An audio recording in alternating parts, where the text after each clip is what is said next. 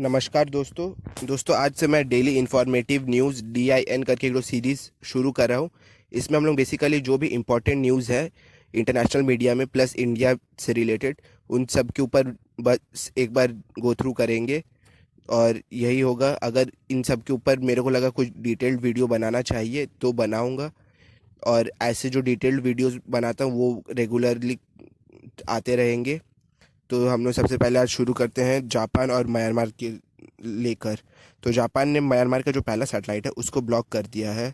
Block basically उसने launch करने से मना कर दिया जापान ने, क्योंकि जापान ने कहा है कि म्यांमार में अभी जो कू हुआ है तो जापान ऐसा कोई सैटेलाइट म्यांमार का लॉन्च नहीं करेगा जिससे म्यांमार का जो मिलिट्री है वो जो प्रोटेस्ट हो रहे हैं सिविलियंस द्वारा उसको क्रश करने में यूज़फुल हो। तो थोड़ा इसमें हम लोग जाते हैं न्यूज़ में क्या क्या है बेसिकली। तो 2017 में म्यांमार की गवर्नमेंट ने एक कमेटी सेटअप किया था जो कि म्यांमार में सैटेलाइट डेटा को लेकर बनाया गया था कि सैटेलाइट किस तरह से बनाया जाए, या फिर वो सब सैटेलाइट्स का हेल्पिंग फार्मर्स को मतलब इरिगेशन वो सब से रिलेटेड प्लस रोड बिल्डिंग वो सब में हेल्प करने के लिए एक तो कमेटी बनाया गया था सैटेलाइट का डेटा लेने के लिए। और बेसिकली 2019 में म्यांमार को सबसे पहला मतलब एक तो सैटेलाइट का डेटा मिला फ्रॉम फ्रांस। और ये वाला सैटेलाइट का नाम था इंटेलसेट 39। ये वाला सैटेलाइट बेसिकली फ्रांस का था और ये फ्रेंच गुयाना से लॉन्च किया गया था। तो म्यांमार ने इसका जो राइट है डेटा का मतलब डेटा ऑप्टेन का वो म्यांमार को मिल चुका था, तो इससे म्यांमार का कंट्री में इस सैटेलाइट का डेटा का यूज़ होता था। फिर 2021 के वक्त में म्यांमार और जापान ने मिलकर एक डील किया था कि हम जापान की दो यूनिवर्सिटीज़ होकाइडो यूनिवर्सिटी और थोहोकू यूनिवर्सिटी के जो प्रोफेसर्स हैं वो म्यांमार के साइंटिस्ट को सिखाएंगे कि सैटेलाइट कैसे बिल्ड किया जाए। और बेसिकली ये दोनों यूनिवर्सिटीज़ म्यांमार के साइंटिस्ट को पढ़ाएंगे मतलब और उन लोगों को हेल्प करेंगे सैटेलाइट बिल्डिंग में। और ये इसमें म्यांमार ने 15 to 16 million US dollar invest किया था सैटेलाइट बिल्डिंग करने में। तो बेसिकली दो तो सैटेलाइट बनाया गया था 50 kg ईच का।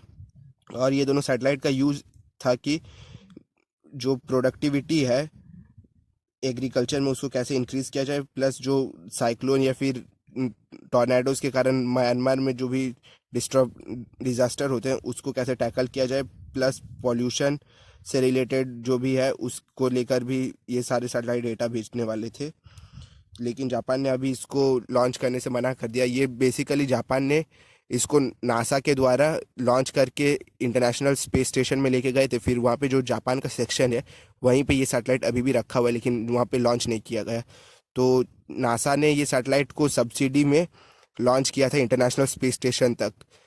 नासा का भी एक प्रोग्राम चलता है जो अंडर डेवलप कंट्रीज़ है वो लोग भी अपना सैटेलाइट नासा के द्वारा लॉन्च करवा सकते हैं एट अ लो प्राइस। तो यही नासा ने लॉन्च किया था, लेकिन ये वाला सैटेलाइट पहले यहाँ से अर्थ से इंटरनेशनल स्पेस स्टेशन या फिर इंटरनेशनल स्पेस स्टेशन से ये ऑर्बिट करने वाला था, लेकिन अभी जापान ने इसी को रोक दिया है। फिर नेपाल में एक बॉम्ब ब्लास्ट हुआ है, इसमें 8 पीपल इंजर्ड हो गए हैं और ये बेसिकली संडे को हुआ था। और ये बॉम्ब एक प्रेशर कुकर के अंदर में लाके मतलब बस्ट किया गया था। तो ये नेपाल के एक लैंड रेवेन्यू ऑफिस में हुआ था जो कि सिरहार डिस्ट्रिक्ट में है, लाहान में। और लाहान आपका नॉर्थ ईस्ट नहीं साउथ ईस्ट नेपाल में, जो कि ये मतलब बिहार के पास में है। और अभी हाल ही में ऐसा भी न्यूज़ आ रहा था कि नेपाल में यूरेनियम स्मगलिंग होता है, जो कि बहुत शॉकिंग बात है, क्योंकि नेपाल में कोई वैसा यूरेनियम यूरेनियम को प्रोसेसिंग करने का कोई ना रिफाइनरी है, प्लस ना ही नेपाल के पास कोई ऐसा मतलब क्या कहते हैं न्यूक्लियर प्लांट है जो कि यूरेनियम को लेकर कोई न्यूक्लियर फ्यूजन करके कोई एनर्जी रिलीज़ करे। तो ये थोड़ा शॉकिंग बात है कि यूरेनियम का स्मगलिंग हो रहा था नेपाल में। और इसके बाद आपका जो ये जनतांत्रिक तराई मुक्ति मोर्चा इसने क्लेम किया कि ये जो प्रेशर कुकर ब्लास्ट है वो उसने करवाया है। और ये जो जनतांत्रिक तराई मुक्ति मोर्चा है इसको इसका दूसरा नाम है तराई पीपल्स लिबरेशन फ्रंट, जो कि तराई रीजन का इंडिपेंडेंस का मांग करता है। तराई रीजन बेसिकली मधेशी लोगों से बना है और ये वाला जो रीजन है वो बिहार और यूपी के पास वाले एरिया में है। तो नेपाल बेसिकली 3 पार्ट्स में है। सबसे ऊपर में जो है वो वाला है पूरा हिमालयन रीजन, उसके बाद आता है बीच में हिली रीजन, और सबसे नीचे में जो कि इंडिया के साथ बॉर्डर शेयर करता है वो है तराई रीजन। तो तराई रीजन में बेसिकली मधेसी पीपल रहते हैं, और इनका ये आर्ग्यूमेंट है कि इनके ऊपर कभी भी फोकस नहीं किया जाता, हमेशा हिल रीजन के ऊपर फोकस किया जाता है, और वहीं पे ज़्यादा जो भी मतलब एड आता है वर्ल्ड बैंक या फिर किसी का, वो वहीं पे ज़्यादा इन्वेस्ट किया जाता है और तराई रीजन को नेग्लेक्ट किया जाता है। तो ये लोग एक नया देश के लिए मांग कर रहे हैं जो कि है मधेशी स्टेट। और तीसरा न्यूज़ है कि साउथ कोरिया और यूएसए के बीच में स्पेशल मेजर अग्रीमेंट साइन हो चुका है। तो जब डोनाल्ड ट्रंप प्रेसिडेंट थे तो आप ऐसे न्यूज़ सुनते होंगे कि डोनाल्ड ट्रंप साउथ कोरिया से 30,000 करोड़ मांग रहे हैं कि यूएसए के जो भी सिपाही है वो साउथ कोरिया में डिप्लॉय रहेंगे। लेकिन जो बाइडन ने बहुत कम अमाउंट में ये डील कर लिया है। उन्होंने 7,300 करोड़ का सालाना मतलब अमाउंट मांगा है साउथ कोरिया से, ताकि यूएसए का सोल्जर वहाँ पे डिप्लॉयड हो। यूएसए बेसिकली वहाँ पर 28 से 30 हज़ार सोल्जर ही डिप्लॉयड रखता है।